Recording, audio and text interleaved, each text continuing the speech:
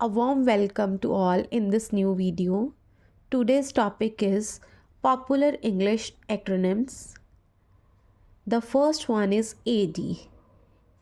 AD की full form रहती है एनो डोमिनाई. ये एक लैटिन टर्म है, ये इंग्लिश का शब्द नहीं है. फॉर एग्ज़ाम्पल, अगर आपकी हिंदी भाषा में कोई संस्कृत का वर्ड हो तो आप इस तरीके से कंपैरिजन करके समझ सकते हैं. इंग्लिश में इसका एनो डोमिनाई का मतलब होता है in the year of Lord. तो लॉर्ड कौन हुए? अब हर रिलीजन में, हर कम्युनिटी में अलग लॉर्ड होते हैं. ये इंग्लिश टर्म है तो यहाँ पे लॉर्ड का मीनिंग है जीसस क्राइस्ट. तो जब जीसस क्राइस्ट इस धरती के ऊपर थे, उन ईयर्स को कैलकुलेट करने के लिए एनो डोमिनाई लिखा जाता है. सेकेंड वन है BC. ये भी आपको बड़ी बार नज़र आ जाता है. इनमें तो उन्होंने क्लियर ही लिख दिया बिफोर क्राइस्ट, कि जीसस क्राइस्ट के बर्थ से पहले का जो समय है उसको इस तरीके से डिनोट किया जाता है. Third one is AM. ये आप देखते हो कि जब भी आप टाइम देखते हो, मॉर्निंग और इवनिंग में डिफरेंसेस होते हैं. मॉर्निंग के लिए हम AM लगाते हैं, इवन हमारी जो लेट नाइट होती है उसके लिए AM लगाते हैं. फिर उसके बाद आफ्टरनून वाले टाइम के लिए, और जो हमारा मतलब अर्ली नाइट का टाइम है उसके लिए हम PM यूज़ करते हैं. लेकिन कभी भी हमने ये नहीं सोचा कि इनकी फुल फॉर्म्स क्या होती होंगी, तो आज मैं आपको बता रही हूँ. एंटी मैरिडियम, ये भी लैटिन टर्म है. फिर से इंग्लिश में इसका मतलब है बिफोर नून. नून कौन सा टाइम होता है? दोपहर के 12 बजे.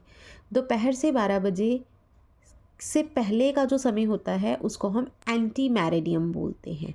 बड़े ध्यान से सुनना. जो रात के 12 बजे से लेके सुबह के 12 बजे तक का टाइम है वो एंटी मेरिडियन है. एंटी का मतलब होता है बिफोर, और साथ में हमने क्या ऐड कर दिया? नून. सेकंड, इससे नेक्स्ट फोर्थ वन आ जाता है PM. PM होता है पोस्ट मैरिडियम. ये भी लैटिन टर्म है. तो इसको हम इंग्लिश में क्या कहते हैं? It means afternoon in English. दोपहर के 12 बजे के बाद का समय जो रात के 12 बजे तक रहता है वो PM होता है. पोस्ट का वैसे भी अगर हम सिनोनिम देखें तो वो आफ्टर होता है. पोस्ट के वैसे तो मल्टीपल मीनिंग्स है, लेकिन इस कॉन्टेक्स्ट में आफ्टर होता है. फिर BRB, वी राइट बैक. जैसे कि I will write back now, I will be right back soon. Next है DOB, डेट ऑफ बर्थ. ये हमें हमारे फॉर्म्स के ऊपर मिलता है तो हमें कईयों को नहीं समझ में आता कि DOB का क्या मतलब है. Next one is GMT, Greenwich mean time. It is the clock time at the royal observatory in Greenwich in London. इसको मैं एक्सप्लेन करती हूँ. लंदन में एक जगह पड़ती है ग्रीनविच. हाँ, अगर आपने वर्ल्ड मैप देखा होगा तो उसमें आपने ये चीज़ नोटिस करी होगी कि एक सेंटर में से लाइन गुजरती है जिसको 0 डिग्री डोनेट किया जाता है.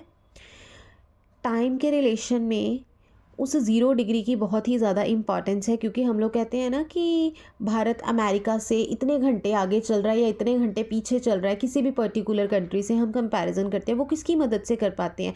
हमने कुछ उसके लिए एक एग्जांपल सेट करी होगी कि इसको देखेंगे टाइम को और फिर बताएंगे कि कौन सा देश अनदर वाला कितना आगे चल रहा है टाइम में या कितना पीछे चल रहा है. तो ये सेम ही चीज़ आ जाती है हमारी इसके बीच में. उसी तरीके से जिसको 0 डिग्री डोनेट किया है वर्ल्ड मैप के ऊपर, तो आप समझ ही सकते हो कि कुछ एक कंट्री में से तो वो फिर निकलता होगा, और इस 0 डिग्री लाइन को हम प्राइम मेरिडियम भी बोलते हैं.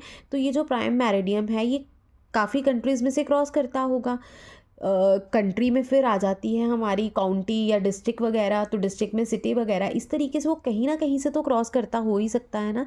तो हमें इस चीज़ को बहुत ही ज़्यादा ध्यान से समझना है. बड़ी सारी जगह में से ये प्राइम मेरिडियन क्रॉस करता है वर्ल्ड मैप में, लेकिन वहाँ पे फिर देखना पड़ता है कि कौन सी प्लेस इंपॉर्टेंट है जिसको हम हाईलाइट कर सकते हैं. तो जितनी भी प्राइम मेरिडियन की लाइन में कंट्रीज़ या सिटीज़ आती हैं उसमें सबसे इम्पॉर्टेंट लंदन कंसिडर करा गया. और लंदन लंदन एक कंट्री है, तो लंदन तो एक्चुअली एक सिटी का नेम है, मतलब यूनाइटेड किंगडम जो है वो एक कंट्री है, तो उसके बीच में जो ग्रीनविच है वो एक सिटी का नाम है जहाँ से क्रॉस करता है, इसलिए इसको ग्रीनविच मीन टाइम बोला गया है। और ये एक स्टैंडर्ड टाइम है जिसके ज़रिए हम दूसरे देशों के टाइम को इवेल्युएट करते हैं कि कौन सा देश कितना टाइम आगे चल रहा है और कौन सा कितना पीछे चल रहा है। IST, Indian standard time. It is time zone observe through out the India. जो पूरे भारत में टाइम जोन सिस्टम देखा जाता है उसको हम IST बोलते हैं। Thank you so much for watching this video.